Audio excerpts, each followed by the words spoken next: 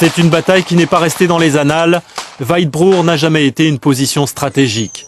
Le village a en tout cas été libéré le 25 mars 1945 dans le cadre de l'opération Nordwind, destinée à repousser une offensive allemande dans tout le nord de l'Alsace.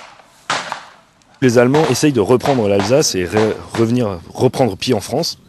Du coup, la première armée française, la deuxième DB et les troupes américaines font bloc pour les repousser de l'autre côté et envahir l'Allemagne en passant le Rhin, tout bêtement. Donc c'est une petite bataille qui fait partie de toutes les batailles qu'il y a autour du secteur de Haguenau en fait. Pour reconstituer cette bataille, les organisateurs ont sorti le grand jeu. Aviation, chars, batteries anti-aériennes, 200 soldats figurants, des Français bien sûr, des Allemands et même de vrais Américains. C'est un événement qui a changé le monde et les effets de la Seconde Guerre mondiale en Europe sont encore perceptibles aujourd'hui. Durant 2 jours, on joue à la guerre. On met aussi à l'épreuve les recherches historiques, les accessoires, les véhicules. Mais pour tous ces passionnés, ce qui prime, c'est le devoir de mémoire.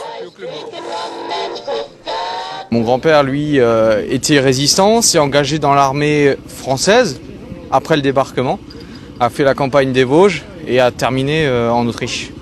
Donc en gros, être là aujourd'hui, c'est quelque part, il est plus vivant aujourd'hui, donc c'est se rappeler ceux qui ont vécu cette histoire assez extraordinaire.